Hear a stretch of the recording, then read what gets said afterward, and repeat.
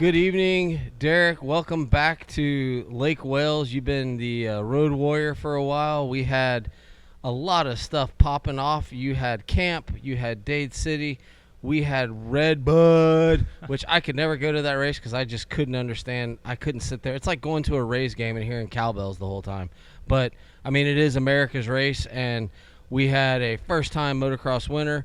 We are doing episode 17 of the Beyond the Curb, the MX podcast. We've already got on the line our special guest because tonight we're trying something new. We're doing a interview off a telephone. So if we're not good at this, guess what? We'll get it better later. But Derek, thank you for making the effort.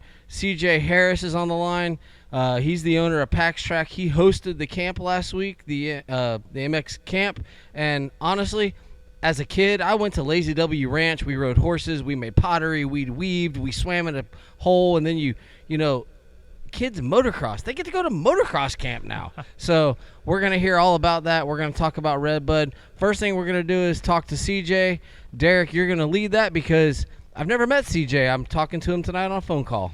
All right, CJ Harris, everybody. We met over the week here. Wonderful guy. Pax is an amazing facility. I've never been there before up until this week. CJ, tell us all about Pax. Well, first of all, guys, I am stoked and honored to be on the podcast with you guys, and thanks for inviting me. Yeah, so Pax was started, well, the ground was purchased in 1995 and originally started as a dirt bike track in 1997 by Robert Paxia, who built it just really from a track out in the field to kind of what it is today. We purchased it about 2 years ago, and we've been September will be 2 years, and been running it ever since. We have some big goals and some big dreams, so we've been trying to modify and make improvements as we go, and yeah, that's where we're at now. We have a 3-track facility with a full pro shop, full service center, and a full cafe on site, and we like to pride ourselves about going above and beyond and doing things a little bit different than most motocross tracks do. You guys are also a Cobra dealer, correct? We are a factory elite Cobra dealer, whatever like the top level is. So yeah, we have a ton of Cobra parts in stock, and when the bikes come off back order, we typically those are pre-sold. But if we ever get to a place in the motorcycle industry where we have bikes in inventory, we'll have a bunch of those in inventory again too as well. So CJ, my name's Trey. I'm an old time. I didn't even start riding until I was 31, and I look at pictures of your track on Facebook and other social media, and honestly, the dirt is just. I live on the Sand Ridge here in Polk County, and I have white sugar sand, and we get a clay sand mix, and I tell you, the dirt up there in those pictures is glorious. Is that there, or do you have to ship that in? Is that on site? So to answer your question, it's there, but it is not natural dirt. We've the previous owner kind of created a formula, and he stumbled across something, and he brings stuff in to mix into the dirt, which is wood chips, and just a lot of wood chips. And over time, the wood chips break down and put the minerals back in the dirt and makes what we call that rich chocolate cake. So it just starts out as sugar sand with a ton of wood chips, and once you ride on the wood chips, they start breaking down and they become that black gold or that chocolate cake you see as we have today. Yeah, it's a gorgeous looking facility. I haven't had the opportunity, being an off-road guy, to get up there much, but it's one of those places that's on the bucket list for an old vet rider to go up, because explain the 3 different tracks that you do have. Yeah, so we have what we call our main track, which is we label it as the main track. Some people call it the pro track, some people call it the big track. It's about a minute 35 lap time for an average rider, and it boasts a bunch of big tall bull berms. I mean, we're talking like 15 foot tall. They're big. It's got a mixture of doubles, tabletop, single, easy jumps, technical jumps, everything from about 100-foot long tabletop to a 90-foot step up, which is a little more technical. It's just really flowy and fun, and majority of the jumps are safe for everybody, all skill levels. Even if you're not prepared to jump all the way, you can still kind of go 30%, 50%, or even on some of them you can go 70, 80% and still ride out safe. Sweet. Then we have what we call our back track, Our backtrack is very similar to the main track, just kind of tamed down. Still boasting some of the big bull berms. It's probably roughly about a minute and a half, minute 15 seconds for a faster rider. And we encourage all rider abilities, whether you're a pro, you're slow, to go out there and enjoy that one. And then obviously we have our Pee-wee / our pit bike track up front, which is a really unique, cool track that allows pit bikers to get on, have fun, and we change it up a lot. As Derek will tell you, we kind of went out there overnight in our camp and threw a new roller section in to give the kids something else to play on. Well, that's where we have to send Derek now. He's not allowed on big bike track, so we have to send him. He's relegated to the pit bike track. So, but that's awesome. The facility. What kind of schedule do you all operate on? So in the summertime, we go with a Thursday practice, which is going to be from 2 to 8. And then our Saturday, which we call our 6 shred Saturday, that's an open practice 9 to 3. And then our Send It Sunday, which is our open practice 10 a.m. to 4 p.m. And then on Sundays, we do a split practice. So it's the only day that we allow 50s and 65s and 85 beginners to get on our main track. So the last 15 minutes of every hour is Tykes on Bikes time. So it's 50, 65, 85 intermediate and beginners. We flag all the big bikes off. We let those little shred heads go out there and have a time of their life on the big track. And then every Wednesday we do a motocross school, and it is from 5 to 8 right now, and that is from a beginner rider to a pro rider. It doesn't matter if you're on a 50 or a 450 or a 500, or if you want to bring a 690 Super Duke out, we'll teach you how to ride that thing too. Awesome. No, I had the opportunity to ride all 3 tracks. I rode the pit bike track, the Pee-wee track, the last day on my pit bike. That was a blast. Kevin Mead, he was on our podcast before. He camped out with us over the week, and him and I went out on the big track. As beat as we were, I will say that track is still very, very durable for somebody that's very beginner. We were just so worn out that if we didn't want to hit everything, we didn't have to. Like he said, it's very accommodating to everybody. It is a beautiful track, though. I absolutely loved it. Towards the end, I hit just about everything out there, and it was very smooth. The intermediate track, Bowen loved every single track out there, even on a PW50. He took his KTM Mini out. He took his PW50 out on every track. He loved every single track there. So it gives a wide variety for all the riders. Like I said, I love your facility. I absolutely love that place. I wish it was closer, but we will definitely be making the trip more and more. As for the camp, so we had, CJ, you can jump in on this at any point in time. We had a 3-day camp. We went up Monday night till Thursday. Who'd we have? Jordan Jarvis, Dawson Riker, Ryland Munson, Phil and Ashley Harris, and then yourself, Ben Robinson as well. And Ben's your Wednesday coach, correct? Yep. So typically it's myself and Ben doing the coaching on Wednesday. Unfortunately, I'm kind of hurt right now, and I'm not much of a help. So we brought Jordan in to be our second coach throughout the week. So right now it's Ben Robinson and Jordan Jarvis are our Wednesday night coaches. But yeah, I think you got everybody for our camp. There was a total of 8 coaches there. Yeah. That's awesome. And for these kids, it's not necessarily the name. It's they see these riders ride and their skill set. They're like, oh, the name on the back of the jersey is not super important. It's, man, they rip, and so they're gonna listen. Yeah. Thursday morning, they CJ had them do what was it, the coach ride or something like that, and yeah. Go ahead. Sorry, Derek. So the last day of the camp, I think it's very important that we all do a coach ride day.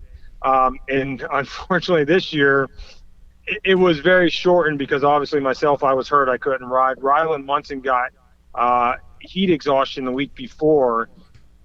So he was still recovering. And then Dawson Riker is coming off a knee injury. So there was 3 of us that weren't able to ride. And then Jordan Jarvis had to leave Wednesday night to head up to RedBud to race a national.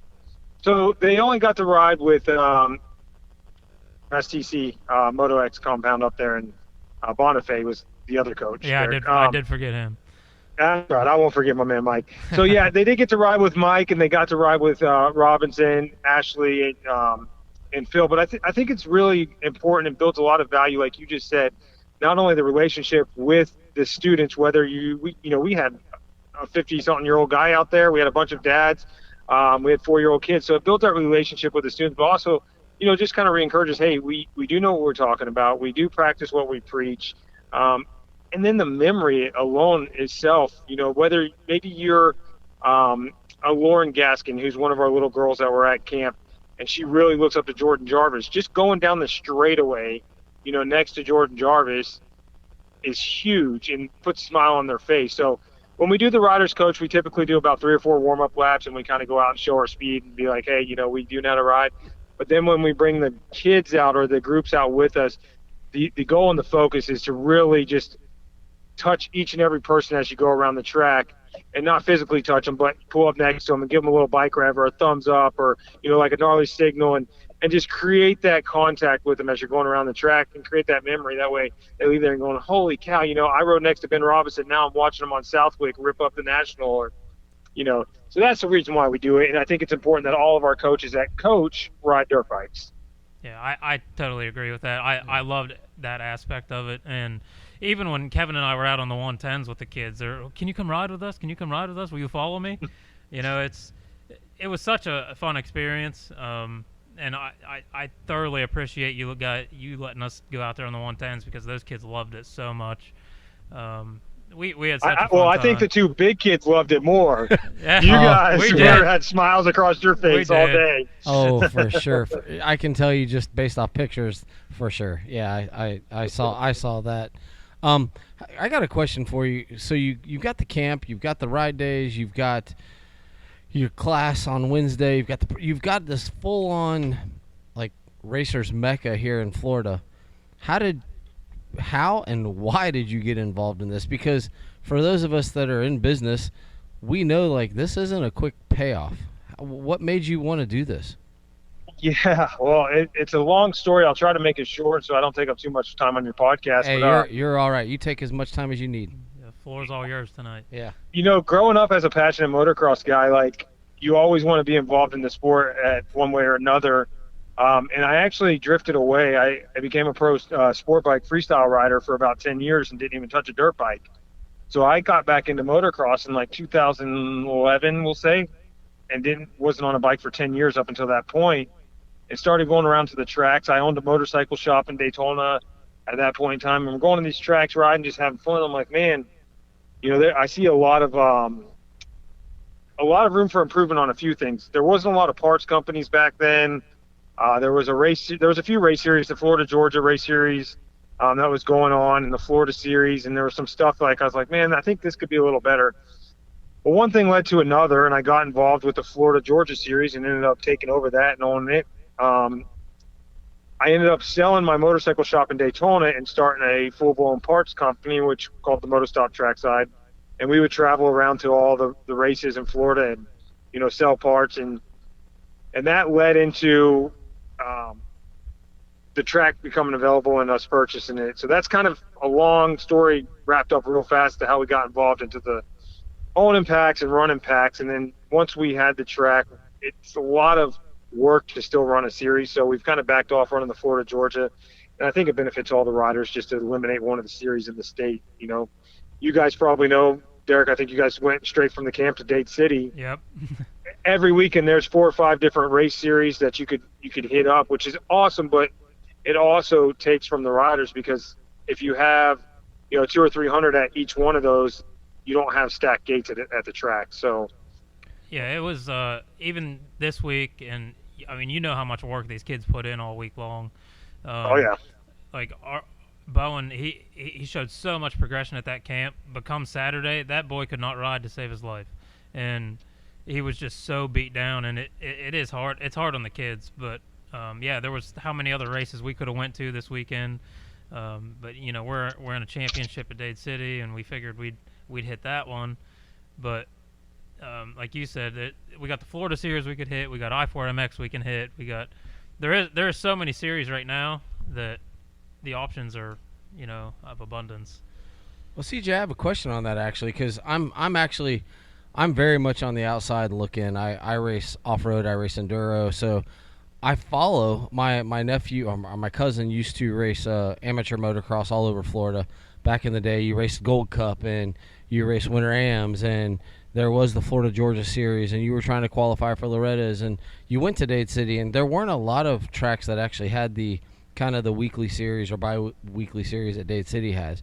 But last weekend, I had the opportunity to go down to one of the rounds of the I4MX series and went to Lazy Springs Recreational Park for one of their rounds of the I4 series.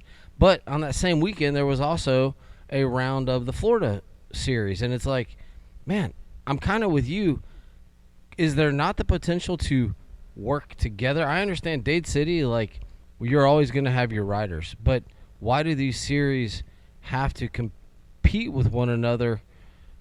Because I think there is a lot of riding going on. They had a nice crowd, like you said. They had a decent crowd at the I-4 race, but why does it have to compete, or is that just kind of the market's going to bear what the market's going to bear at this point?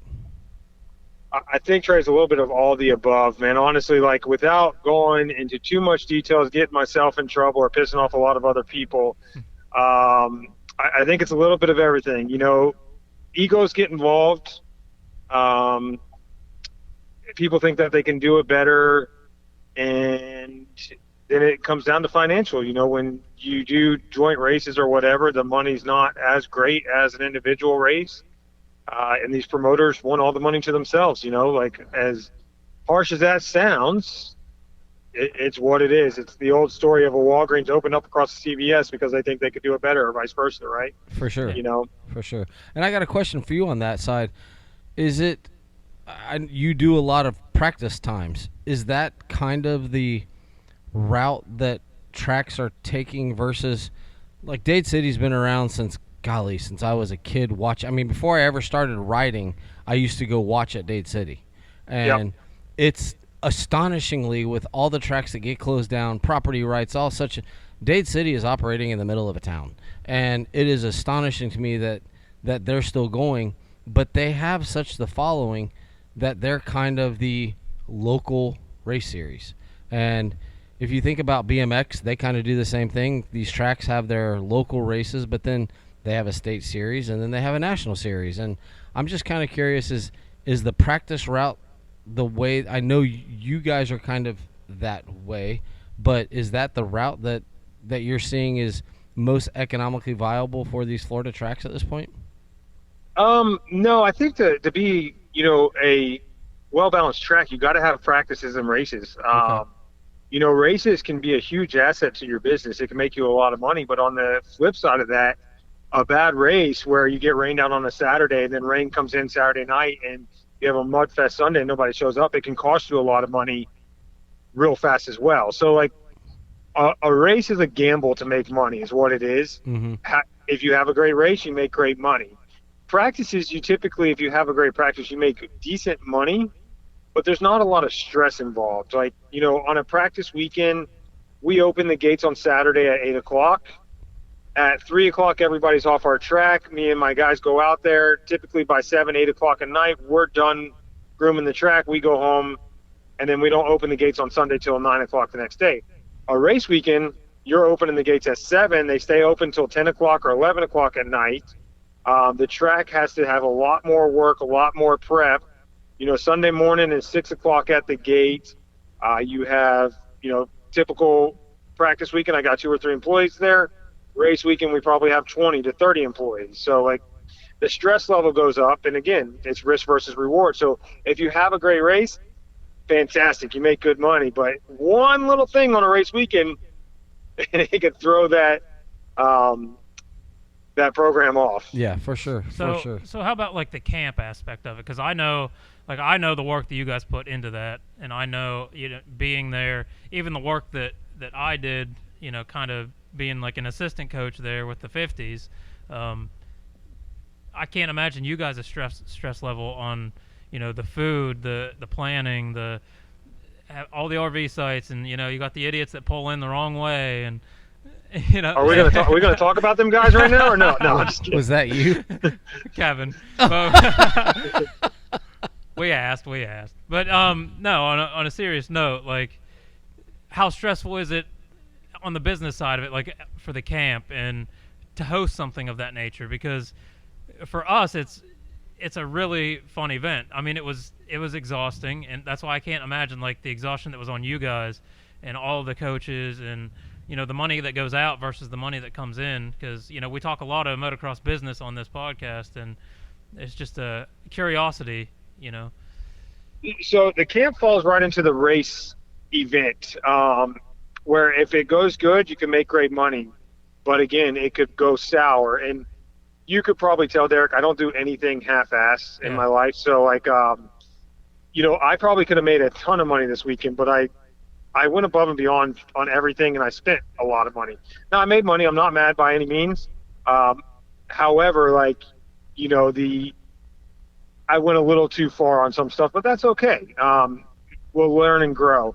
The stress, so my previous job, I did event planning and stuff for a big corporation. So, like, that's what I'm accustomed to. So I don't really get stressed out. But the planning, it does take a while. We're months and months in advance. Like, we had probably 15 people that left the summer camp were like, hey, when's the winter camp? And I'm like, you guys don't realize, like, this was 4 months of planning just, you know, to order the shirts, make sure the shirts get there on time. And no matter how much you try to plan ahead, I'll give you an example. You know, the water bottles that you got with the Pax name on them? Yeah. Those were ordered 3 months ago. They got to us probably a month ago, and I, you know, hard on me, I didn't open the box and say, oh, this is perfect. They came in, there was 200 water bottles. I said, okay, they're perfect. Well, when we opened them up 2 weeks prior to the camp, there were 200 green water bottles. I'm sure that's not going to make people on the Yamahas and Suzukis happy. So, like, stress, you know, getting on the phone trying to get 150 water bottles sent back to you overnight. Like the little stuff like that, the plan and the food. You guys seen, you know, the food. As the camp grows, we fed over 100 people for breakfast and lunch every day throughout the camp, which we weren't anticipating that, you know, so we have to adjust and just make it work. But we got through it. Yeah, and it, like I said, it was great. But that, to me, that going above and beyond, it might come out of your pocket some, but I can't see anybody, you know, you can't please everybody, but I would say 97, 98% of the people there, you know, they would come back in a heartbeat, because it's putting that little bit of extra effort in. Like I said, it might cost you a little bit, but that keeps everybody happy. And there's not many camps that you can go to that will give out, you know, all the swag, you know, the food, and, you know, I want to give you like a hats off for like the Liquid IV. That alone, because like we live off that stuff. I know what it costs, and for you to just sit there and hand that out to everybody was absolutely astonishing to me. Like it's the little stuff like that would drag me back there. That, like, I appreciate it because I know, you know, Trey and I both own a business, so we know what it's like. And a lot of the people that are, you know, the grumpy people, the dissatisfied people, are people that don't understand the business side of anything. But, you know, we do, and like Kevin himself, he owns a business as well, so we were all extremely happy of what you put on, and we could see the extra mile that you went for everybody there. And, you know, we'll be back time and time again, without a doubt. It's just, like I said, those little things, to me, are a game changer. Yeah, sweet. I appreciate that. Yeah, and those little things are important to me, too. You know, like, honestly, Ashley Harris, bringing her in, you know, she was a coach. She rides very well for a female or woman, but she's not a riding coach. I only brought her there for nutrition and training because I'm way out of shape now, but when I'm racing, like, I think people don't put enough emphasis on the nutrition, the hydration, and the fitness of their program. So I wanted to show how important that was. So where I just paid a nutrition and fitness coach to be there. You know, she went above and beyond as well, doing other stuff. But I agree. Yeah, she's awesome. And she actually, her and I talked there at the end of the camp, and she's like, I really want to be on your podcast. If you guys would ever have a nutritionist, I'm like, any day of the week, because that's key to this sport. Like you just said, to emphasize it, like, nobody understands how important nutrition or hydration is in this sport. And that's literally everything. There's nothing worse than bonking. I will tell you straight up, I've done it. and it's a terrible feeling. Like for us our kid's 5 years old, and we try to remember that he's 5 years old and he's a full-blown motocross racer, but we try to feed that kid and hydrate him constantly, and everybody's like, why are you pushing that stuff so hard? The friends will come and watch, and we're like, because the kid will literally crash. It doesn't matter what age you are. Yep. They have no idea what it takes to be out there on the track, especially in that heat. Like last week was brutal, and even Saturday at the race was just insane. But you have to keep that in there, and that's why we will have Ashley on here, because I think the work that she did was phenomenal as well. So I got a couple. Awesome. I got a couple questions. I don't know how much time you have. I don't want to hold you up, but one. Trey, I'm driving back from Texas, so I got approximately 12 more hours. We can go as long as you want. So you've made it out of Texas then. If you only have 12 more hours, you've made it out of Texas. Yeah, we're out of Texas. Oh, thank goodness. That's a trip. With regards to the facility itself, I'm thinking of like me being an old man rider who, man, like driving 3 hours to go practice. You have campsites. Do those campsites have like facilities there, or is it just dry camp? So I have 22 power spots, and 10 of them have water hookups on them. The other have a water fill station that you could fill up. No dump station. Okay. And then plenty of dry camping on the property as well. So I'm asking for a guy like me who's going to come with my Gladiator and my trailer. Have you worked out a deal so you got this Saturday practice and Sunday I can take my wife out for a nice dinner and then we can go back and practice? Have you worked out a deal with a local hotel to do a weekend package yet? I have not. That's a great idea. I need to reach out to them, and probably will, because I don't know if you know, we are 10 minutes from the beach. So like if you came there and stayed there, there's hotels all around, and then you could take your wife right to Flagler Pier, eat on the beach, and be back in 15 minutes. Well, it's going to take longer to eat, but yeah. But I mean, that makes a nice weekend. So she hangs out with you, you practice, you're done, like you said, you're done at 3:00, and yep. You go home, you go back to the hotel, you shower, you go eat a nice dinner, you watch a movie in the hotel, and you get up the next morning, you come in and you ride again. So I was just wondering, because like I can sell that weekend. I can sell that. Hey, we're gonna go up and we're gonna go have a nice dinner. I mean, you can't really St. Augustine Beach. I played on the oldest putt course up there. Like it's cool. So, yep. So I was just wondering I know you got the camp spots. I'm not quite there yet, but is there a place? So we're near enough that we're not going to drive out to the boonies to go practice and then have to drive 45 minutes to get to a hotel. But if you had a package type thing set up with a referral, that would be pretty cool too. Yeah. There's very valid points, a very good idea. I need to reach out to them ASAP, because there's probably 5 hotels within 5-10 miles max from us. Cool. My second question was, I know you said you had some things you're working on, and I would like to know, as much as you're willing to tell us, kind of the dream of where CJ sees Pax Trax going, and that's going to lead me to another question, but let's handle that one first. That you're willing to say publicly at this point. Yeah, I mean, I think most people that know me kind of know my visions and know where I want to be. And the problem with telling you what my vision is I don't know the full extent of my vision. I know I never want to stop growing, right? Like, my goal is to be a motocross resort, not a motocross track. So when I want people to come into my facility and be like, oh, wow, yeah, we're at a motocross resort, but in the same breath, not pay resort fees. Obviously, we got to stay in business. So I'm not saying I'm doing this to jack up the thing, but when you come into our facility, I want the first impression to be wow, this is a nice facility. And then secondly, like you said, you're trying to bring your wife.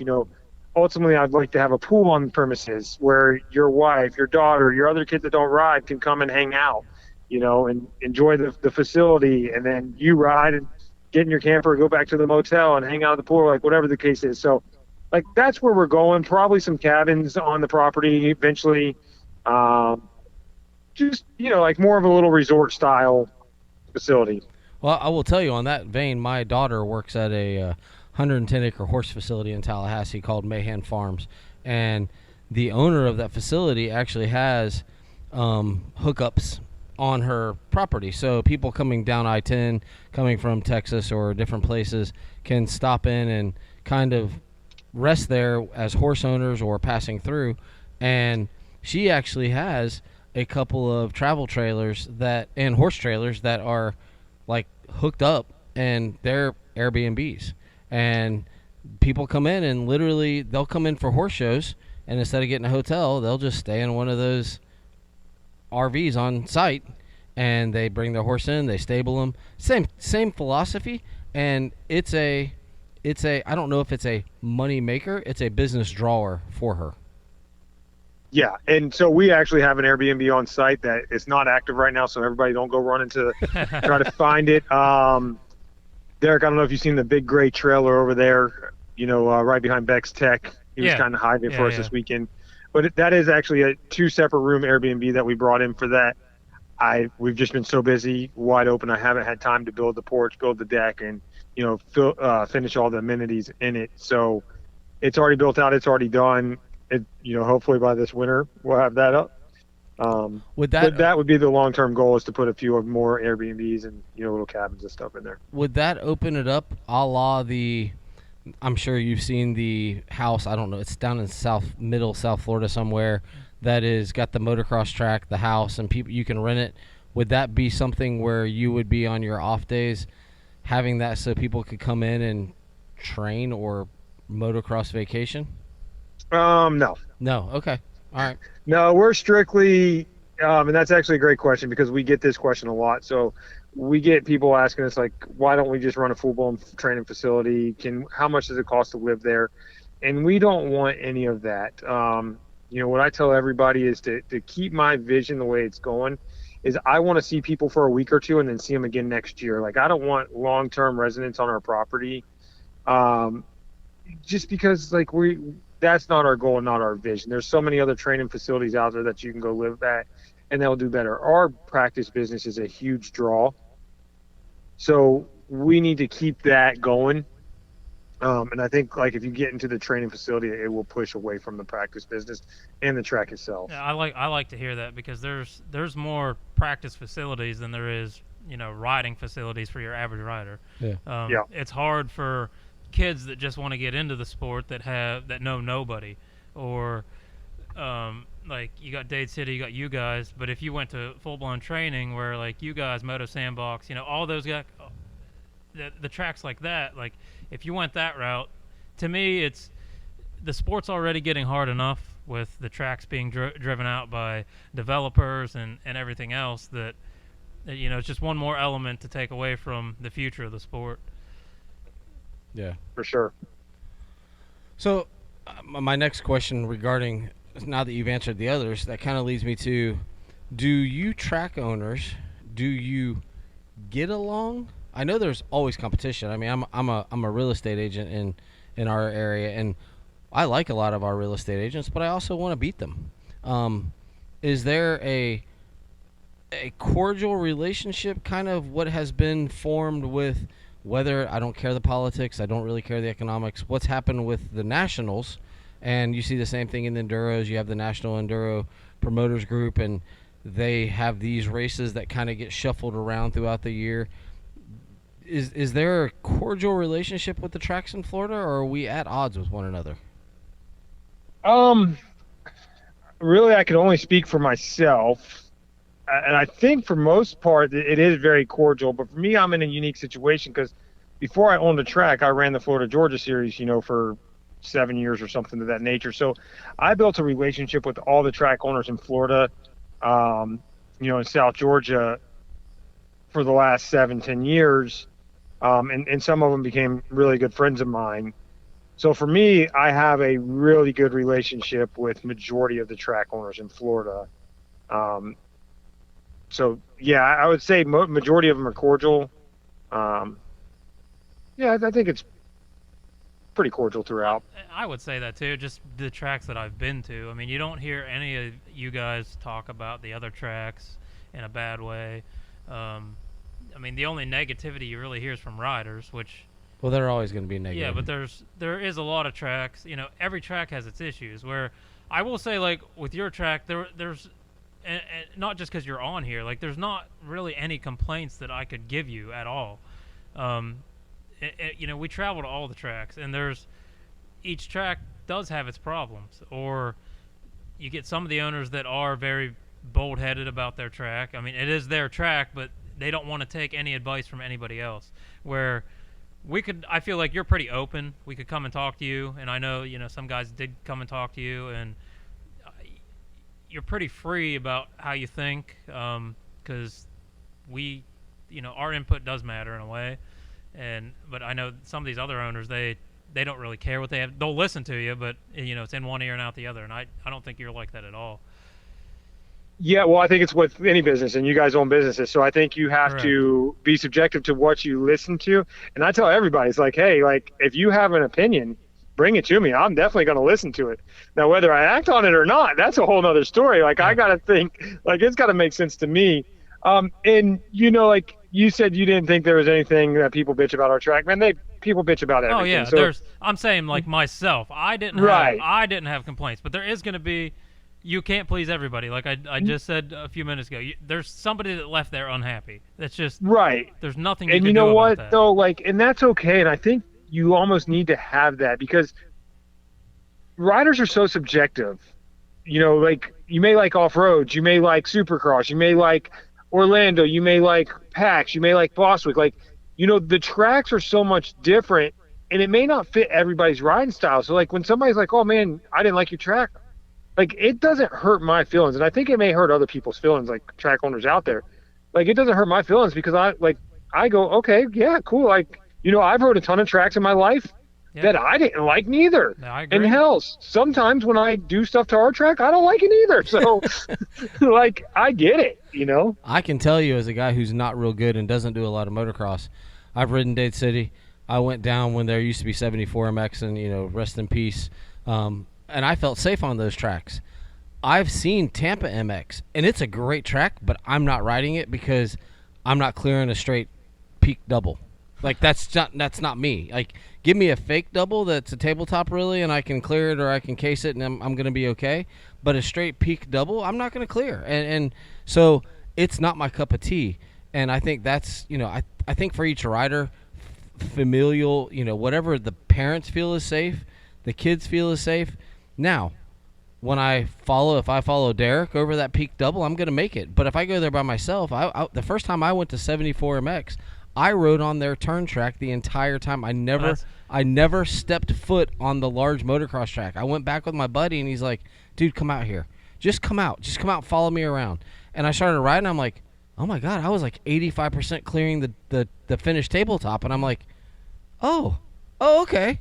Like, it was the same way when I took you to Spider that one time, because everything's pretty big there. Yeah. And it takes you have to be a special rider to like tracks like yours or like Spider, because it's just the height of everything that's intimidating. Like, to me, I love it, but there's a lot of riders that are scared to death of things like that. But you also have the versatility of the Pee-wee track, the intermediate track, where everything's not as big. Yeah, well, I could go to PAX. I can tell you right now, I could go to PAX, but the fact that lap time on that intermediate track is what it is, I could go there and I could spend 60 minutes on that track and get better.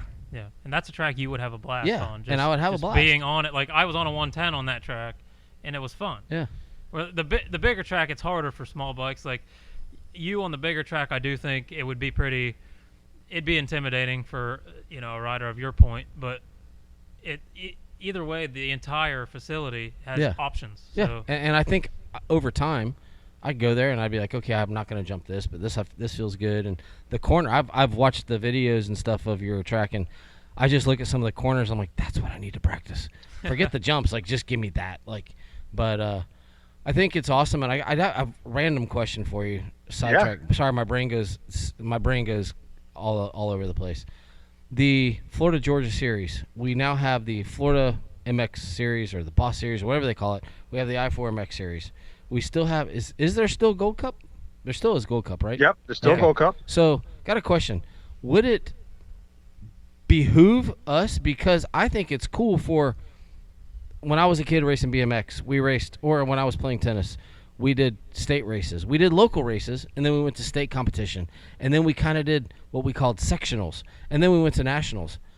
Is there a place, maybe the Florida series or the I4MX series, is there a place for one of those to transition back into a Florida-Georgia series? Because there are still some tracks in that area.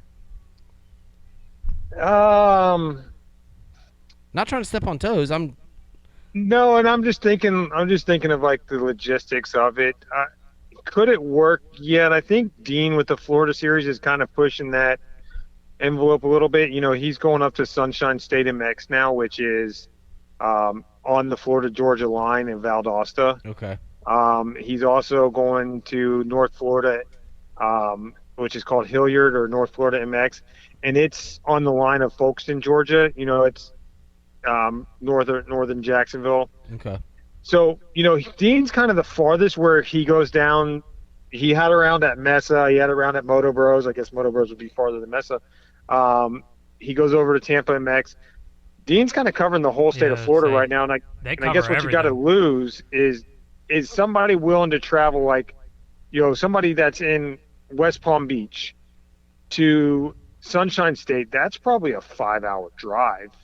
You know, for a local race on a weekend, when you get done, like if you're getting big turnouts, no matter how efficient you are with the program, it's probably going to be 5 or after 5 o'clock before you even, you know, are done racing. And by the time you pack up, you got to imagine 6:37. Well, now you're getting home at 11 or 12 o'clock at night. And that's where I agree with you. But I also remember those moments with my when we did that stuff in BMX and in tennis.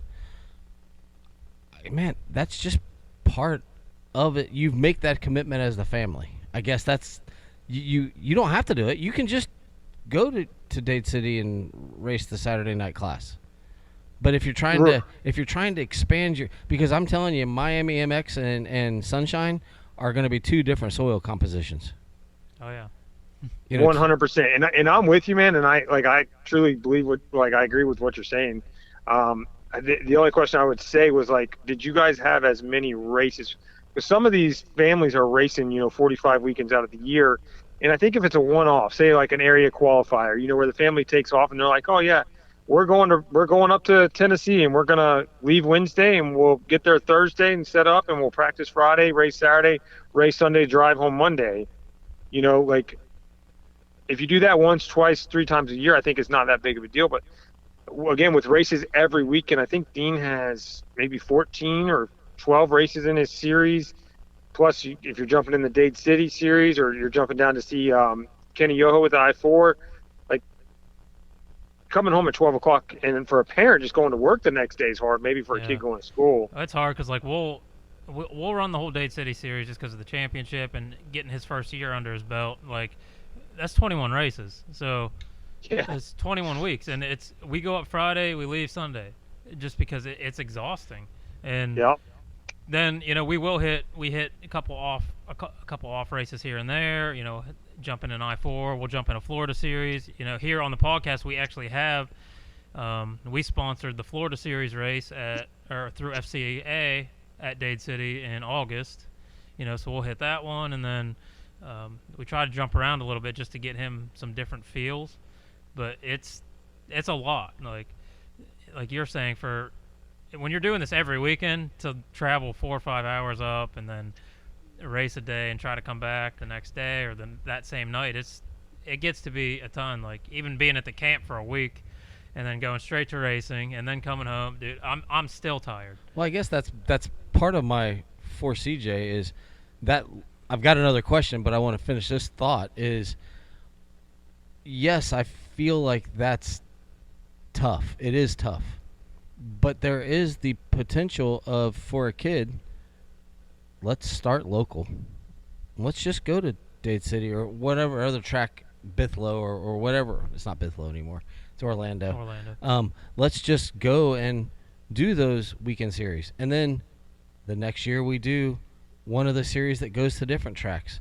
And then, hey, man, I want to do more. Then you branch off and you do those. And then you lead to that like you said, CJ, the area qualifiers, which that is a thorn in my side because I feel like what you said is, hey, we're going to do this area qualifier and then the regional, and we might go try it.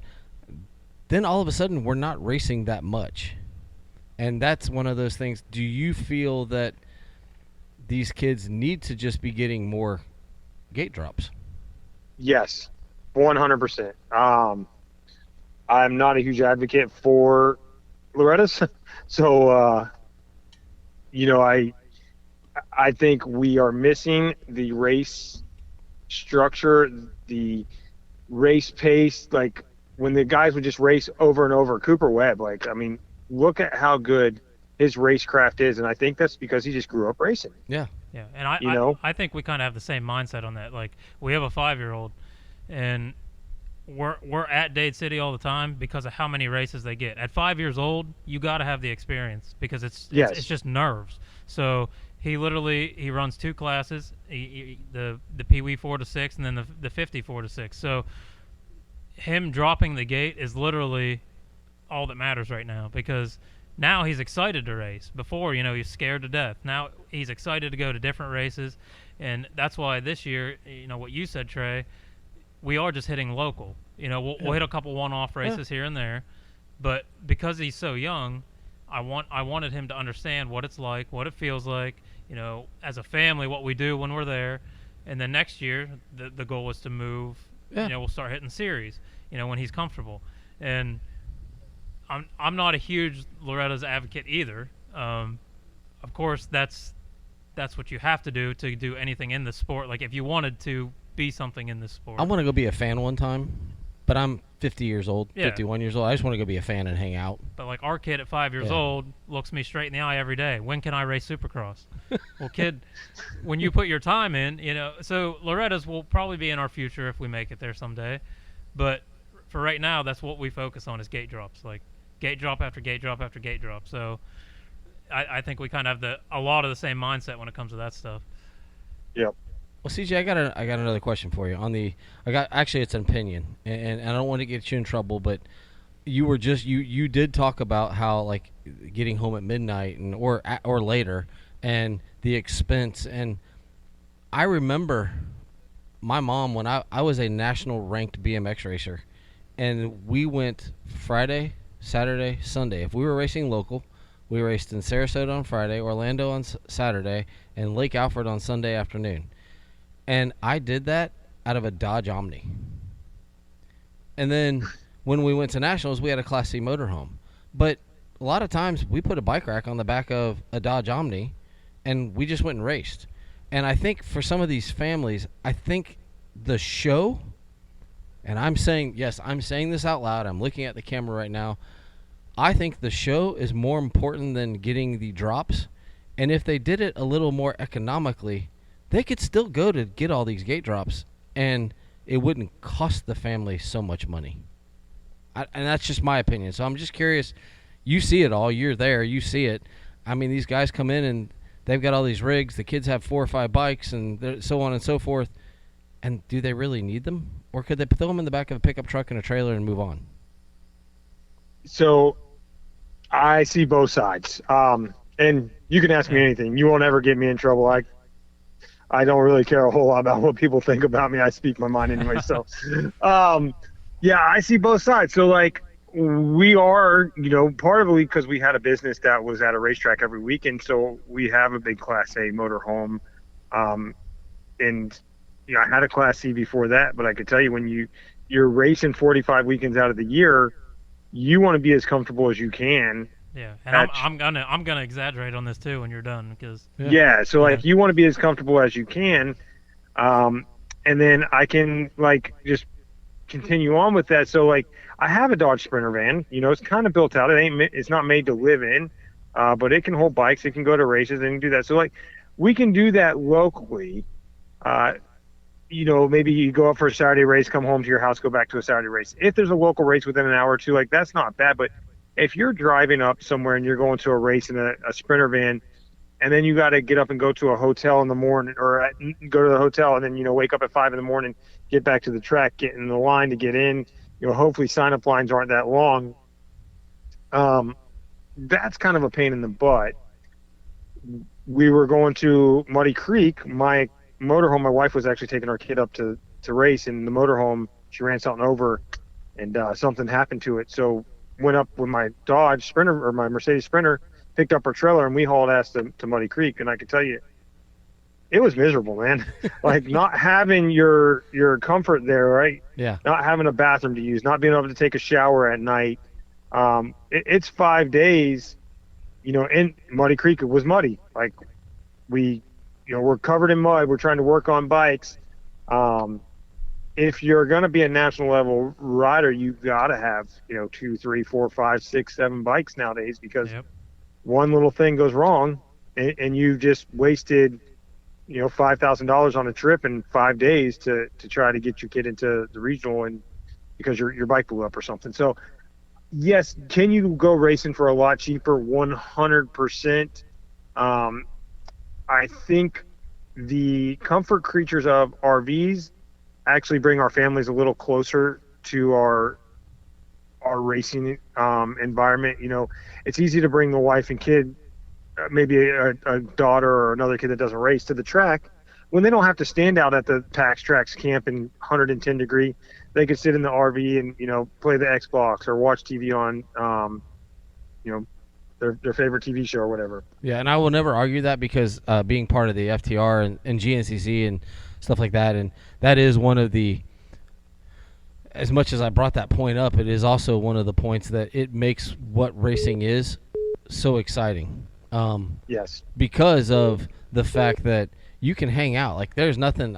My wife and I were actually looking to get a Class C because there's only 2 of us, and we're doing it because we're empty nesters at this point, and we just want to take our dogs when we go to races. And for us, I don't have to rush home on a Monday morning per se, but I get it, because that is part of the joy. I was thinking more of along the lines of like running up to go to a practice, something that's close versus these long races, and trying to lessen the burden of the family every weekend loading out the Class A. And because I see some of my friends that do it, and I'm like, dude, we're literally, you drove here today, you're spending one night and you're going home. Not you're spending the week here prepping. You're literally getting up tomorrow morning and racing, and you're going home. But I'm also I'm one of those guys that doesn't get to take a shower on the way home. I've driven from Alabama home and dirty. Yep. So, but that goes back to your previous question about like the Florida, Georgia, and stuff like that. So Randy Yoho has done an amazing job in creating that series at Dade City, where he races there Saturday night. You get there at 3:00 on a Saturday afternoon. You sign up, you practice, you race, you go home. He has a lot of his clientele is local there. You have all day Sunday off, where if it was a Florida series, again, that guy in West Palm Beach, for him to get, well, even not West Palm, say a guy in Orlando is going up to North Florida, that's 3.5 hours. Mm-hmm.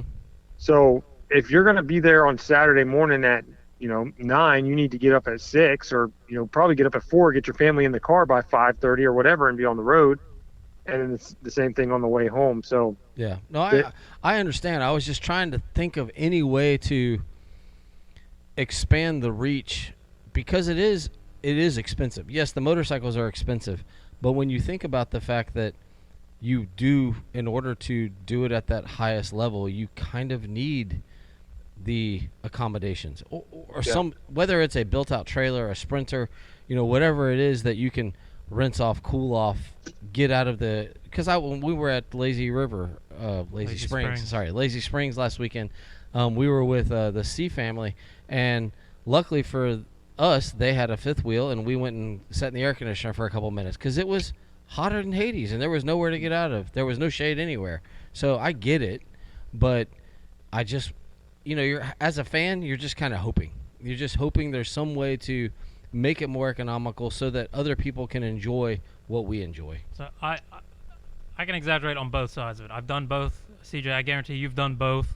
We all started in the bed of a truck or a little trailer or whatever it took. But like with us, with a family of 5, I can't imagine not taking the toy hauler, because the comfortability of just being there. Like, my wife doesn't want to sit outside in 100 degrees and work on bikes all day long. Like, and she doesn't want to sit under an easy up canopy when it's 130 underneath the canopy. It can be done in the bed of a truck, like CJ said, or like you said, but by the time you're done doing that, it's almost like you don't want to do it anymore because it's exhausting. Yeah. And with the toy hauler, yeah, it's an expense. The truck, the toy hauler, if you have a Class A, we had a Class A. We switched up to Class A for a truck and a toy hauler just because there's no Class A that fit our family of 5 the way that we wanted. So we went with the toy hauler, and I would never go back, I don't think. But like I said, I can't imagine being without it. And it makes the sport a lot harder because I think the guys in the trucks are, well, that's what I need, I need to have that toy hauler. I need to have this, or I need to have that. So I think there's a lot of mentality that's going into this sport that I need. But from CJ's point of the bikes, like we have 8 bikes in our garage, and if one goes down, if you're trying to get to that next level, you need that extra bike because you can't the way parts are right now, you can't get parts. So if your bike has a part that's on back order, but you have that extra bike, then you're not wasting any kind of time whatsoever. If you're at a track, a lot of them aren't going to carry, odds and end parts that you need. Yeah. Motor parts are just one of those things that you better have it in stock. And a lot of the tracks aren't going to have, crucial motor parts. They'll have top ends and stuff, but that's about it. Well, to CJ's point about having the extra bikes, I'm an amateur racer, and I'm going to do the Enduro Series next year. I'm already looking at I need a set of rims, tires with full setup with a set of mooses in them because I'm not driving to Arkansas to get a flat tire. Yeah, exactly. Yep. And so I've never ridden on mooses. It's going to suck for me, but I'm going to go ride. I'm going to get a set of tires set up with mooses in them. But also to that point, so say you're doing that out of a Sprinter van and, something does happen to your bike where us with the toy hauler, I can pull my bike into the AC garage, Yeah. and I can spend all night breaking that thing down. We carry top ends with us, and if I have to rebuild a bike inside of my garage in my toy hauler, I can. Where you can't really do that in the bed of a truck. Have you seen my trailer? Yes. CJ, I have a trailer you have to duck to get in. It's short, but I haul it. I haul it with my Gladiator, and we do that because I used to have a 4-door Jeep, and we would go to Indiana for the GNCC, and I could tow it anywhere. But it's short. Well, one night we had to make a change on the bike in a parking lot of a Quality Inn Suites, and my wife's in there with we have the lights on, we have the truck on. There is some sort of party happening outside, and we're taking up 2 parking spots. There's people coming out fully decked out in the 9s, dressed to the T, and I'm in there with a light on in the trailer. Michelle's sitting there with a light, and we're trying to fix something on my bike. I can't remember what it was. It was something simple. And I'm trying to duck, and I must have banged my head 15 times. So I get it, and I appreciate it, and it makes the point clear. Like, hey man, you might have to make these sacrifices, but I still think those sacrifices, if you really want to test your will, you can't do it just going to Dade City, and maybe you can't do it just in a state series. You might need to branch out, and you know what? You might get to the Florida Georgia series and realize, you know what? I don't have it, and I can just do it for fun, and I can start going to Pax Trax and ride 3 days a week and have a blast.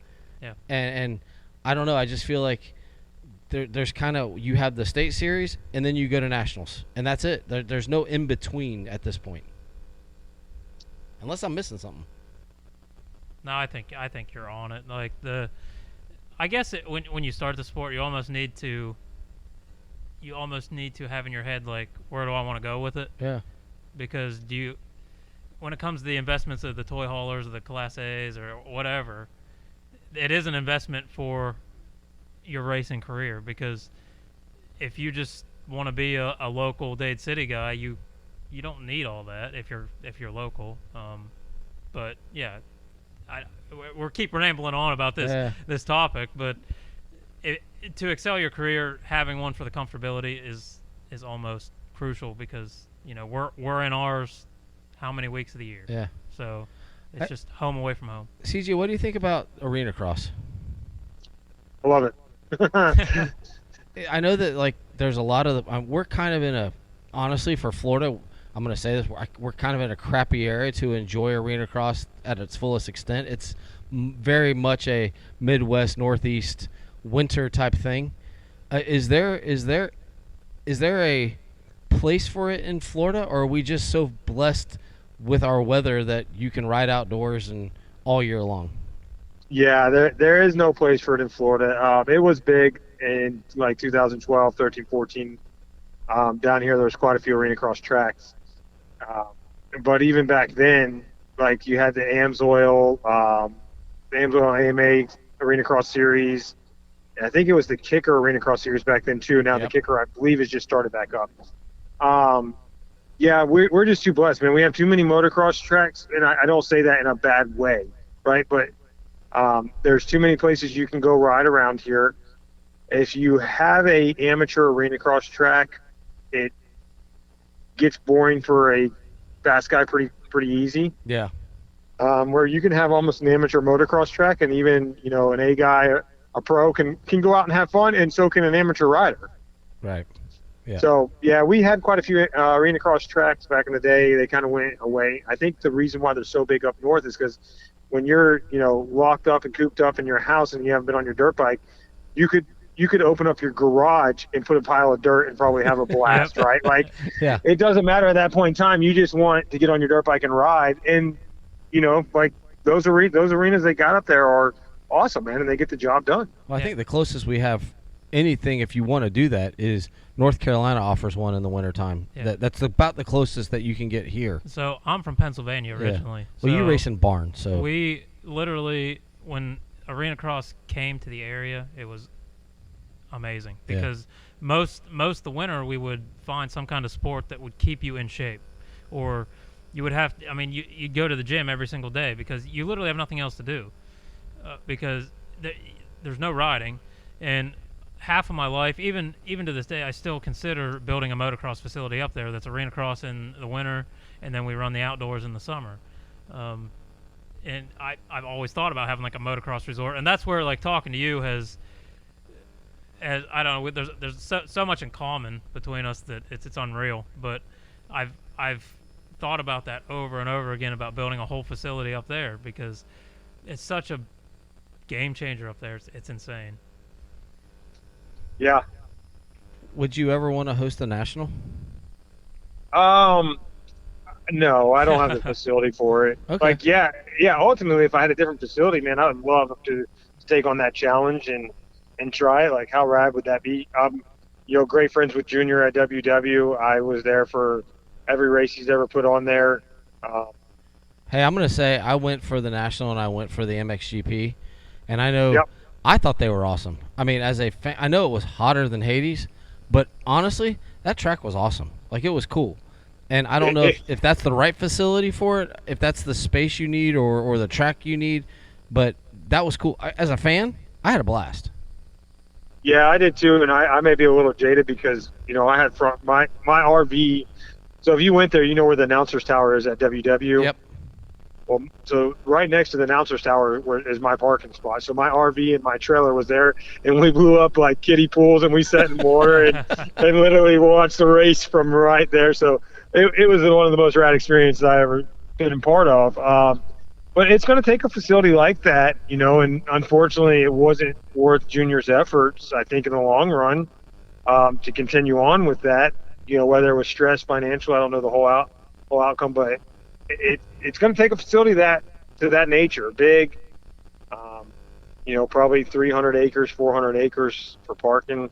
So when people dig on these national tracks, they're there. Yes, there's some politics that go along with it, but they're there because they have the facility.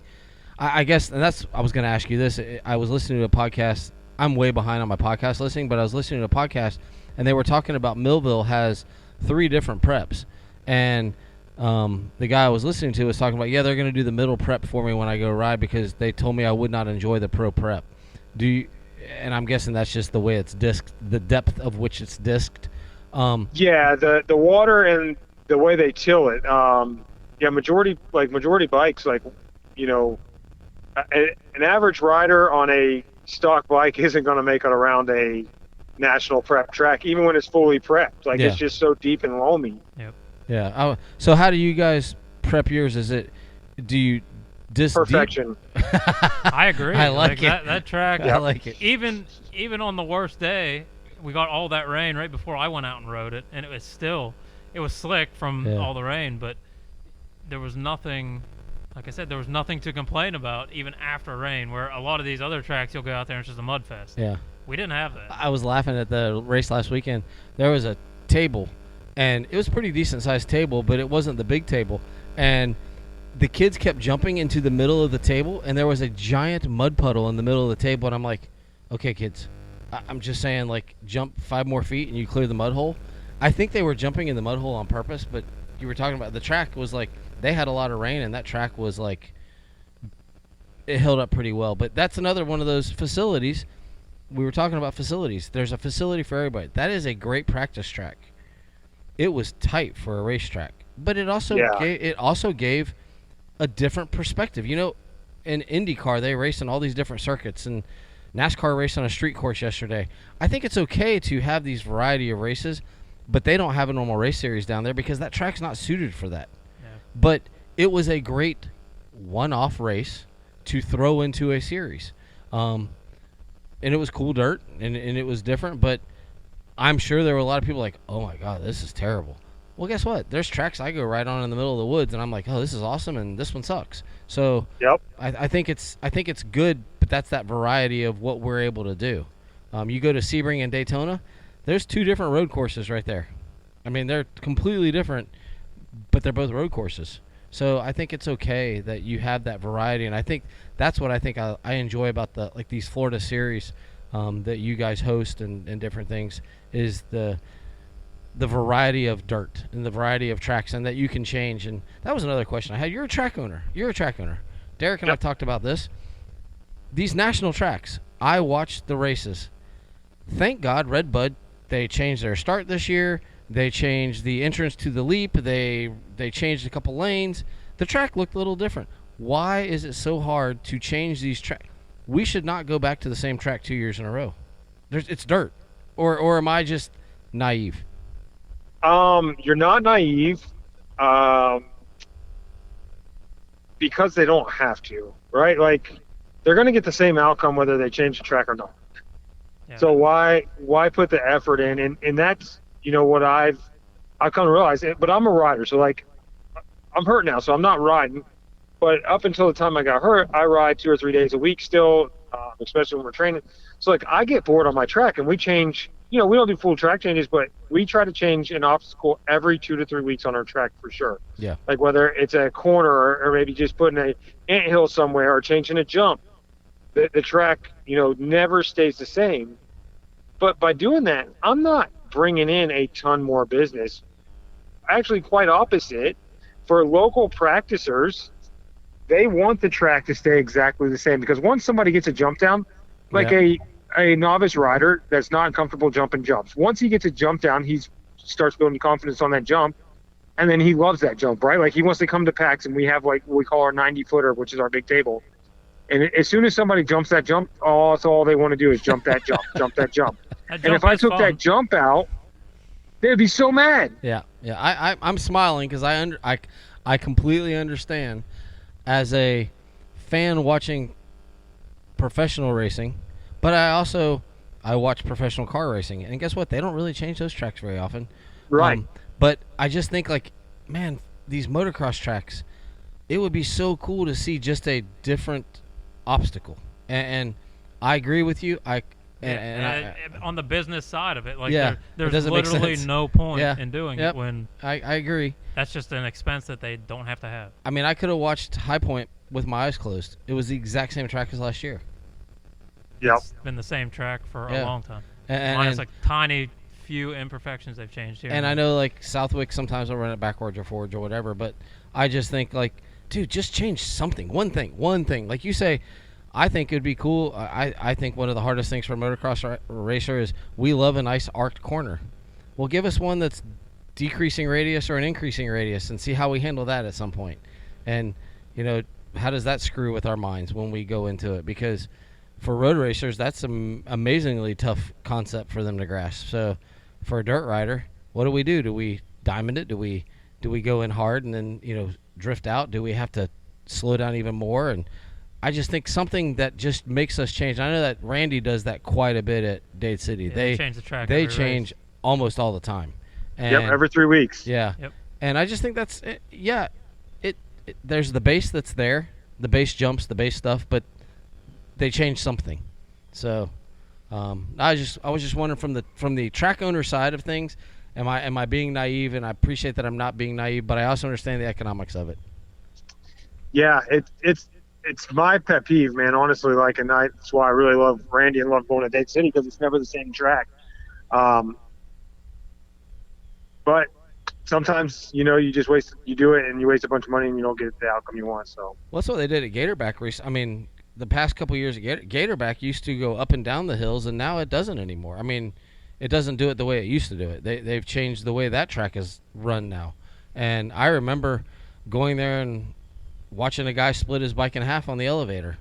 And Yep. and I went there the last year they ran the Outdoor National, and that was so much fun. I got something from Deegan. I remember seeing, Deegan has this giant tattoo of Deegan on himself. Mm-hmm. And it's just I go there now and I'm like, oh wow, it looks different than it used to. But on the business side of things, you say you're not a big Loretta's fan, but would you ever want to host an area or a regional? For sure. Okay. Yeah. Okay. Yeah, that's. I mean, listen, I'm a fan of money, so and those races, areas, and regional qualifiers are nothing but manufacturers of money. So could you sign put me up. on a show that you feel like people would?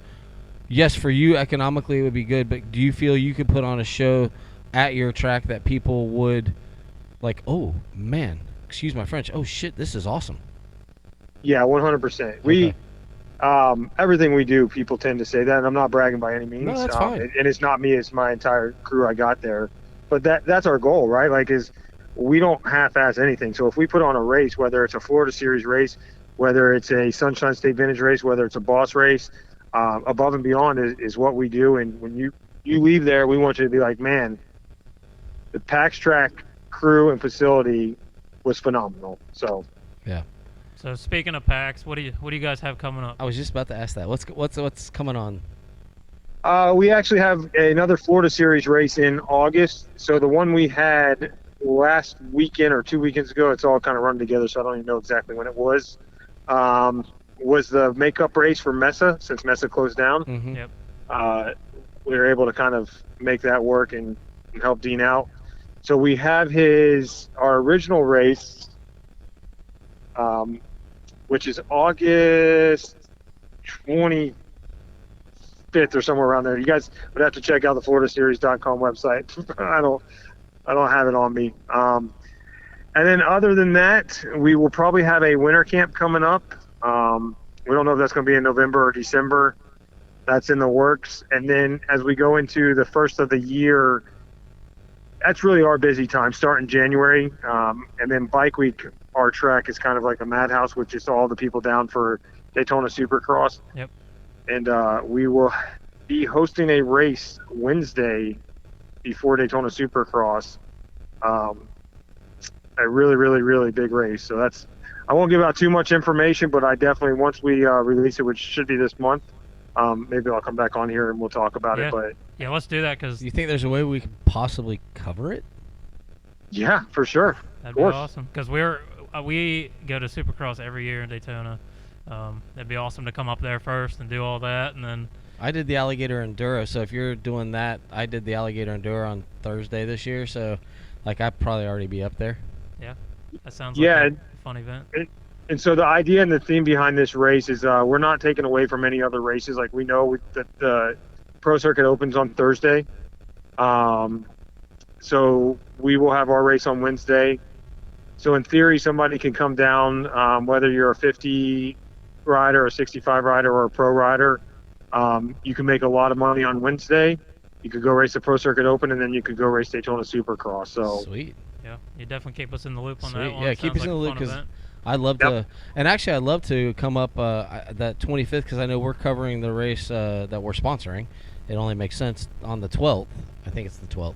12th or 13th. Yeah, 12th, 13th, and I would love to come up, and whether Derek comes up with me or not, I'd love to come up and just hang out, kind of get an idea of what a Florida race Florida Series looks like, because I've done an I-4 race and come up and see what check out Pax Trax, and I probably won't race because I'm not a motocross guy.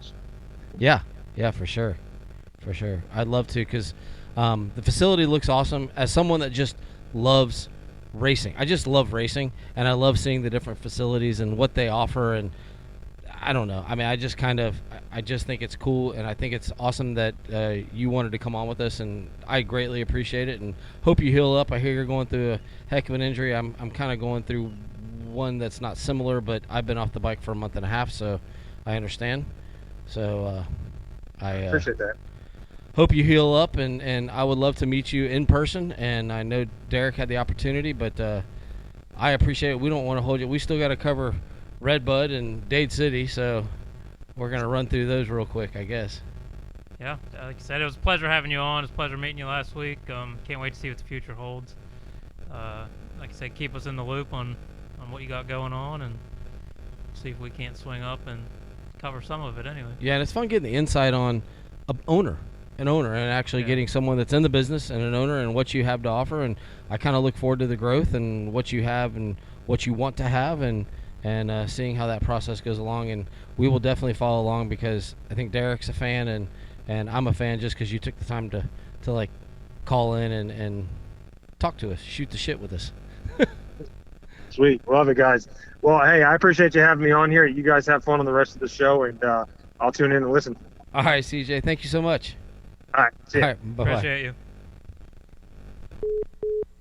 All right, guys. That was CJ Harris, the owner of Pax Trax, driving back from Texas. And we're going to – I don't even know. Oh, I just killed the light. It's all right. I don't even know how long we've been going. What we got? We're about an hour and 17 minutes in. It's not that bad. No, we did good. CJ's a great guy. That facility is amazing.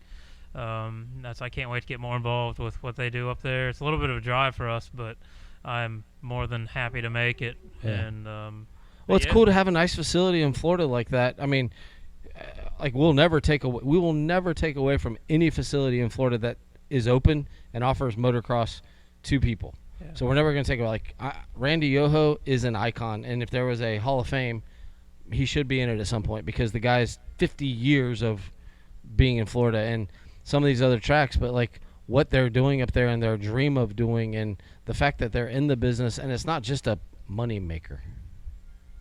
Yes, we all want to make money, but there's also a passion that goes along with it. Yeah, it's still a business, but you have to have a drive to want to do it. Yeah. Otherwise, it's not going to succeed. So we can let's breeze through. Speaking of Dade City, let's breeze through that real quick. And yeah. So you went to camp. Camp was awesome. You had a great 3 days. Kids had a blast. Dads were tired. Yeah, kids were tired. Everybody's tired. But the camp was good. The camp was amazing, and to hear that he's having a winter camp is going to be awesome, because we'll be there for sure. Maybe I can talk my wife into like letting me go to a camp. There you go. Just come up. It's honestly, it's any level can ride there. Yeah. There was kids that could barely ride a bike that were riding. So I fit in. Yeah, there you go. Sweet. Old mans that can barely ride can fit right in there too. Yeah. So yeah, it was. It really was an awesome camp. Like I wasn't, just because he was on the phone. There's nothing bad that I can say about it. Yeah. It was hot. So if I'm going to say anything bad, it was hot. Yeah. And welcome to Florida in the middle of summer. Yeah, but we were still out there, 6, 7, 8 hours a day in the heat with no complaints whatsoever. It was fun. Awesome. We left there. We went to Dade City. I did come home. I got home at 9 o'clock Thursday night. We loaded back up Friday morning and left Friday afternoon. Bowen was still tired, and it showed. I will say, in practice, he had a gnarly wreck. He said his throttle got stuck. I believe him. At first, I didn't believe him, because I picked the bike back up and there was nothing wrong with the throttle. Usually, it's always stuck wide open if it's stuck. He come down off a table wide open and blew right through a turn, and I watched the bike do about 4 flips before it hit the ground. And he got up screaming, and ever since then, he rode scared the rest of the night. And so how soon do you just park the P-Dub? We got to finish out this year, because I got to get that year in on it.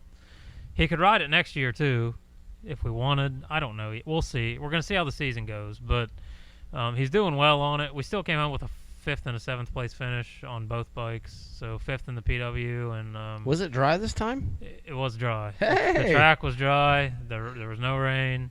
It was hot, but I will take that heat any day over that muddy mess that we've dealt with for week after week. Yeah, it's been a couple, 2 or 3 races straight with mud. So yeah, and cleaning RVs, cleaning bikes, it Yeah. just sucks. It was so nice that the bikes are still in the toy hauler. Like, after being so exhausted, had there been mud on them, they wouldn't be in there. I would have pulled them all out, get them all washed, but all I did was hose them down and put them in there, and that's where they sit for now. I'll pull them out tomorrow or something. But yeah, we came out with a 5th and a 7th place finish. Not our best, not our worst. So overall, it was a pretty good night. I know Declan Mead, Kevin's son, had a really good night. He was exhausted too. At the end of the night, it showed. We did have a lot of bike problems. Everybody. I worked on so many bikes this weekend. For friends and friends that we've met along the way. Caleb Groves, which would be Future MX's new, Yep. I think he's Pro A rider. He burned out a brake line, and he come up to me. He's like, "Dude, I have no brakes." So we threw that thing on a stand. He didn't have any support there that race, so we threw that thing on a stand and swapped some brake lines off other bikes that we could and made it work. He ended up going down and blowing the brakes back out. did he qualify for Loretta's? I don't believe so. I haven't got to sit down and talk to him much. He really, really wants to be on this podcast, so we're going to have him in here pretty soon. We were actually talking about it, so look forward to that. But Well, if we need to go up on a Friday night, I'll drive up to Dade City Yeah. and we can do it there on Friday night. or Yep, and something. he's offered to train Bowen some too. So we're gonna get more involved with him, and you guys will get to meet Caleb if you haven't met him at all yet. He's a phenomenal rider. But yeah, we got his bike all fixed up, and he went out and he won the A class, the Open A at Dade City there for Saturday night. So it was a very hectic night for everybody. We had a bunch of 50s that weren't working. I literally went from bike to bike to bike to bike. So I actually missed Bowen's last race. Caleb is the one that lined Bowen up while I worked on his bike, which I was great. I'm perfectly fine with because he doesn't listen to me. He's my kid. Yeah. But listening to a soon-to-be pro guy, I think it gives him a different mindset. Yeah. And if Caleb's going to start training him here a little bit, then I felt that me not being there maybe would help him a little bit. I know he went down a few times in that race. The track was gnarly when they were going out on the 50s. I think he was like Moto 13 or something like that. So the track was pretty well beat when the little 50s were going out there. But overall, we did all right. I can't fault him at all for being exhausted. But you survived a week, like Yeah. a true moto And, week. Full-blown moto week. Yeah. Like I told you, I think I texted you on the way home, and you're like, "Well, have fun your last day." I'm like, "Dude, I could live for this, but I'm exhausted." Yeah. But it was the whole week was great. I feel like that's what we live for anyway. So there's really no complaints. I'm tired regardless. So Yeah. I'd rather be tired from something that we love doing than being tired from work. Yeah, it's really cool. I mean, the camp. I mean, I started off the podcast was when I was a kid. Like, yeah, we had tennis camps, and we went to. I went to the Gator tennis camp, and we spent like 4 or 5 days on the Gator campus. And we didn't have Gator kids really teaching us. We had the head coach would come in every once in a while and talk to us, Yeah. but we just had kids coaching. And to have like riders that you can look up to, because you'll see them if you race these local series, you'll see these riders riding, and some of them you'll see on TV or in the results trying to qualify for nationals, and it's like, oh man, they're really good. Well, that's what I love about like Bowen and even Oakley. Oakley's not a rider, we know that, but I've come to the conclusion he's going to be an announcer. He sat and watched the race with me, kind of leading into the motocross. He sat and watched the race with me, and literally, I thought Ralph Shaheen was talking. I kid you not. He's like, the stuff that he was saying, I'm like, where did you learn that? Like, they weren't saying it. Bubba wasn't saying it, and Weege wasn't saying anything like that. And I'm like, I think you found your calling, because he was saying, like, there's number 32, Cooper Wedd coming in hot, and I'm like, dude. So I think riding might not be his thing, but he can, at 8 years old, he can analyze like how they're riding, and it was mind blowing to me. So My little brother was like that. I used to take him to Hooters Cup races. Actually, shout out to Mario Goslin. We used to go to Hooters Cup races, and I'd take him to Lakeland International Speedway, and he would like look at me and he'd say, "Number 25 has gained 13 spots in the last 10 laps," and I'm like, "How the hell do you know that?" And he's like, "Well, I've been watching him, and you haven't watched him. Look at the way he's going into the corner. I'm like, "Oh, okay, cool, man." Like he was a little kid at that time, and sometimes you just never know what kind of attracts a kid to something. Yeah, I've noticed like Oakley will be. He's always been by my side when it comes like with the racing and stuff like that. You don't realize how much they pick up on it until they're just sitting there and they start talking. And it was really cool. So I think I actually told him he could be on the podcast one of these times when he's talking like that, and he was ecstatic. But he has to talk like that. He has to give us the announcer voice and everything. We'll see what we can do with him. We'll have him on for like a half an hour or something. But breaking into motocross. Like I don't want to get too far into it because we're already an hour and a half in. But there was quite a bit that happened this week. Yeah, it was actually my point. There was a lot that happened. I really like the traditional tracks. High Point this weekend at RedBud. Next week we're going to Southwick. RedBud this weekend. I actually looked at Michelle at one point and said, "Man, there was an entire section where there were no jumps." Yeah. And the racing is outstanding. Yeah. Now, yes, RedBud has some big jumps. We have the famous Larocco's leap that I'm surprised it didn't claim more than it did. There was quite a few guys that they squeaked out of that. Deegan cased at one time.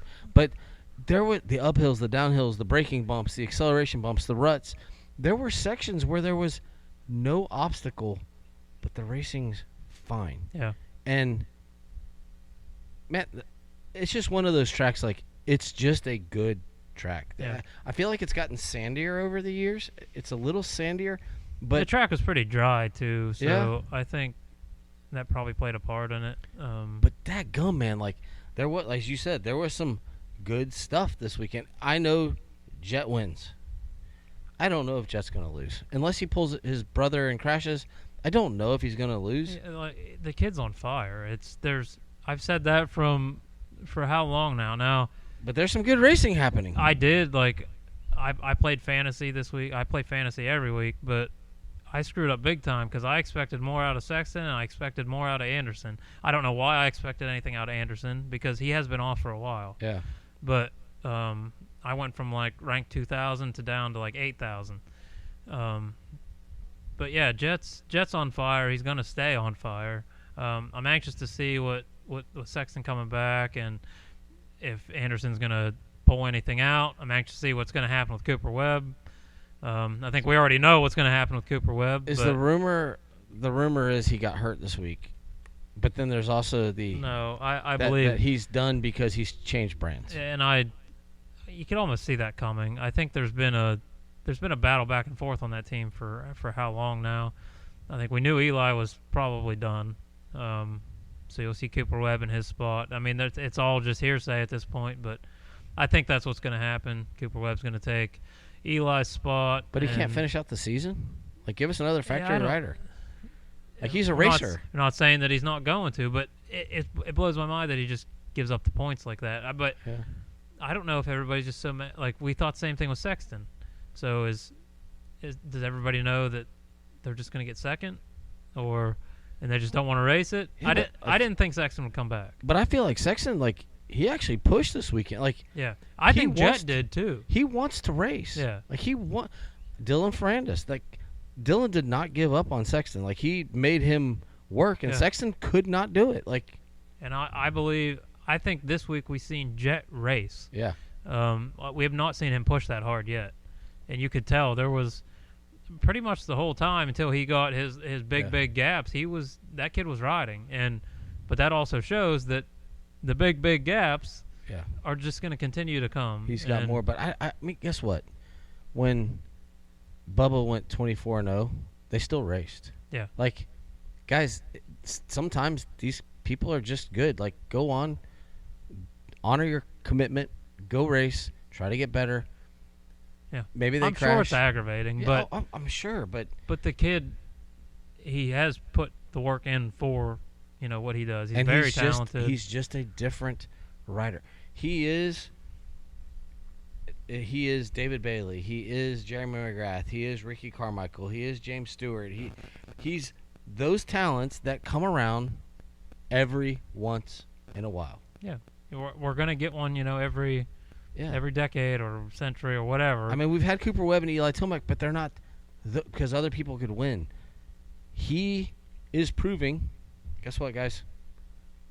Yeah, he's going to go down in history with the rest of the guys. He's going to have, he's going to have the top wins. He's going to have the top starts. We get, like you said, we get one through. It seems like every generation we get a new one. And Jeff Emmig's still alive. He survived that. Yeah, we're gonna keep going. So it's not news by any means. Yeah. It's Jet did Jet things, and that's what Jet's going to keep doing. Hunter just squeaked by. I'm glad that he did not blow his arm apart because it sure looked like he did. That was a big crash. That was a really big crash. I felt bad. I don't know who the Kawasaki rider was, but they kept the way the camera looked. You were just honed in on the Kawasaki rider, and that guy, he stood up, he lay down. He stood up, he bent over. And I was like, oh, dude, I feel so badly for you right now. And that start funneled in so tight. Yeah. But you could see how a lot of they showed like Jet and them were starting on the way outside, or the way inside of the turn. But if you're looking, it was the way outside, and you had to make that turn first, or that was going to happen. And Hunter pulled off his first start, but the way the season's been going, he wasn't able to do that every time. So to me, he didn't mimic it, and that's exactly what happened. And you get congratulations to Levi Kitchen. By the way, I saw a meme. He missed the red, white, and blue. He looked like, was it Harley on some movie? She had the red, white, and green, or the pink, white, and green hair. I know he was trying red, white, and blue, but as my wife said, I think pink, white, and green is not America. But But congratulations. He was trying. He was trying to do his best. Aaron Plessinger and. Yeah, it was a good job to Deegan. He finally got that win that he's been pushed for, and the kid was ecstatic about it. He was so happy. Can we lay it to rest? It's not Daddy's money. Yeah. The kid's damn good. He's talented. He's good. The kid puts on a ride, and he shows every week that he wants to be there. And that kid pushed the entire Moto 1 and Moto 2. He was just driving. Loose. Yeah. So...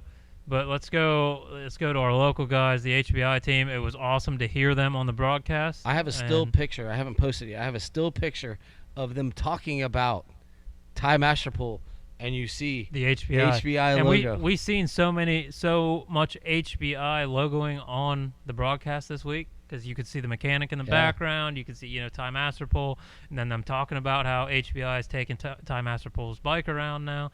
And it's awesome to know that, we associate with these guys, we cover these guys. It also brings warmth to me, because just for us, the whole thing it's just phenomenal. I love every part of it. Yeah, there was another quick one I was watching last night. The last moto, someone was lining up next to Meshi. Yeah, you could see the HBI. I can't remember who was beside him, but they were honing in on this guy, and I was like, "Oh, HBI!" Yeah, but that's awesome to see. But congratulations! It's sad first week that they actually get some coverage of them being HBI. Masterpool has a bike problem. James Stewart brought up a great point. Was the bike problem because he was smoking in the first moto? Was that just the carryover from the first moto? It's possible. I mean, it sucks to seeing Cirilla come into him. I think he was on to something. Even with the bike problem, he was still riding it well. You could tell there might have been some struggles. I don't know what was going on with the bike. Smoke shouldn't have been coming from there. So I couldn't tell if something was going on with the suspension, or the exhaust was broke, and for some reason the smoking. I don't know what happened.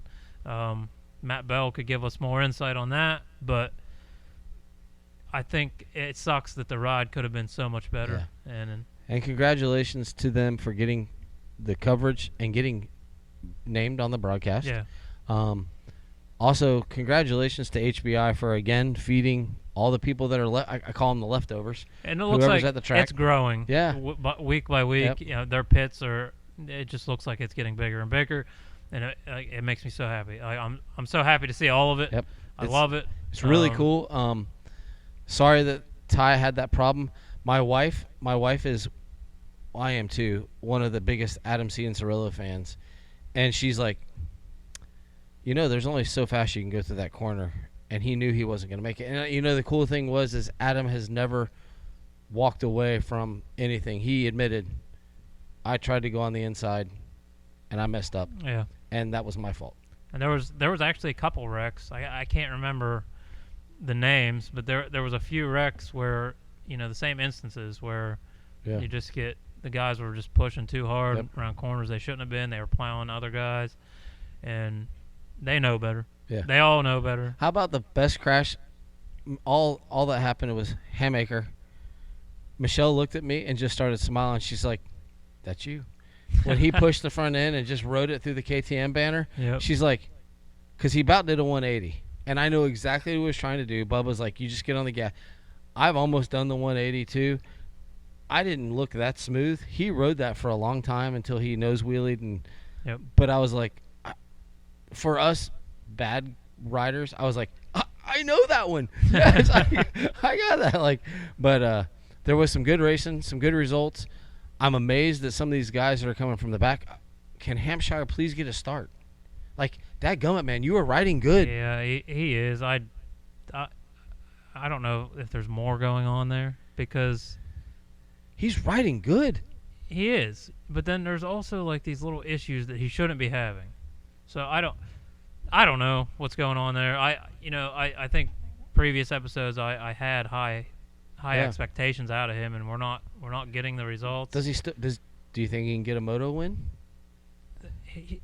Yes, because he's got every bit of talent to do so. Just got to get a start. You just got to get whatever's going on figured out, and once it all clicks, I think you're going to see him up there.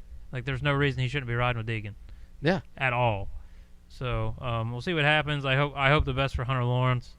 Hopefully we see him back next week. So that's a tough ask to leave RedBud injured and then go to Southwick, which is probably one of the most brutal tracks that they're going to race on this year. I'm going to guess it's hard because he's, 9 points ahead now? Yeah. So he totally ruined the lead on the points, and he's coming into one of the most brutal tracks there are. Is he going to ride or is he not going to ride? Because you know he's going to be hurting. Yeah.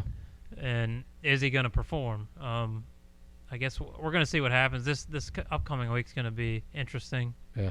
A lot of aspects. I know, like, we're off this week. We're actually heading to North Carolina Wednesday. Nice. Yeah. We'll be back Sunday, so we'll have a little bit to talk about. I'll try to get the race in when we get back. And well, I got a quick one for you. How about one of the podcasts, probably the gold standard, PulpMX, Lucrucio, and Boutron, sponsoring them.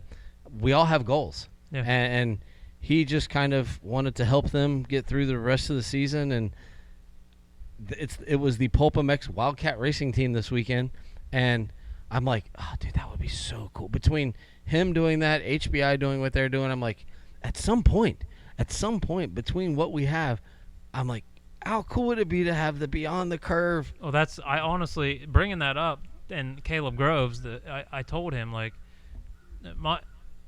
I've always wanted to get a rider there. Like, I don't know if it's the piece of me that didn't get there or what it is, but I sat and I talked to him last night because he's like, I was texting him last night, but at the race, he's like, I'd love to at least hit some of the Supercross this year. I'm like, well, how many points do you have towards your pro license? Because they need 60 points in 18 consecutive months. If the regulations are still the same as they were. I haven't looked it up. He's like, I don't even know how many points I have. I'm like, I want to help you at least get to one of them or do what we can do. Because would he have to do futures, or would he get to do he could do East Coast? So he could enter in as, I think you can ride a 450 if you wanted. I believe he rides 450 now. I'm not sure how it all works, but like I told him, I'm like, you need to, if that's your goals, like he's a 19-year-old kid, I'm like, but you gotta figure it out. So, how many points do you need? Can you go to Mini-O's and get all the points you need? How many races do you need to hit to get all your points? Yeah. And then, because you got to have those points before you can even apply for the license. Because you can't do it through Arena Cross anymore. No, I don't believe. Like, so I don't think. if it's the same way, you can look online, you can see where all the pro am races are, and you get your points that way, and then you get your 60 points in your 18 consecutive months, and then you apply for the license. Like I said, it all could have changed now. I doubt it. It's probably the same as it's always been. But I said, get to that point, get that license. I would be more than happy to at least, get you to Daytona or get you here, get you there. I know he's riding for Future. Yeah. But they need more support as well. Like, Future's not going to support the whole thing. Nothing against Future, nothing against any of the, but it's the privateer life. Yeah. So, that's why I'd love to see the kid get in and give it a go. And I like I said, the beyond the curve, on the side of bikes would be awesome sometime, but maybe someday. Hey, we'll keep working on it. I mean, at some point, I probably should put it on my own bike, but yeah, same. but no, RedBud was good. The surprise winner, Deegan, and surprise winner only because Hunter had won everything up to this point. A 2-3 doesn't usually win an overall, but he's riding that good that congratulations, you got the overall. Yeah. I know his next goal is to get the overall while winning one, a true moto. He's won a moto, but he hasn't won an overall, and but there really not a lot of surprises. The on the 450 guys, the privateers are privateering, and in the 250 side, the 250 is a battle royale. Like, if you're not getting a start and you are grinding, you are grinding. It's going to be like that the rest of the season. So, but Southwick this weekend, it's July 3rd right now, so everybody enjoy the 4th. Go watch fireworks. Stop shooting them off in your neighborhood, for God's sakes. Easy now. Go watch them. People have animals, PTSD, all that good stuff. Go watch some fireworks and enjoy the 4th with your family. Enjoy the lake. Enjoy the pool. All that good stuff. And we will have some sort of conversation with No Dade City next week. We'll cover Southwick, and maybe we'll have some random guests or something. Who knows? And yeah, we could. I got a lot of guys lined up. Yeah. So girls too. So we'll see. Yeah. We'll see where it goes, and hopefully next week. We got to figure out how to get them on a video so we can see them. Yeah, do a little FaceTime or something. We'll figure it out. It'll be fun. But we will get this out, and this was episode 17. Next week, we can buy a lottery ticket. Yeah, thanks CJ Harris for being on from Pax Trax. Dade City. RedBud. Let's do it. Yeah. So until next week, we'll see you guys. Happy birthday, America. Bye-bye.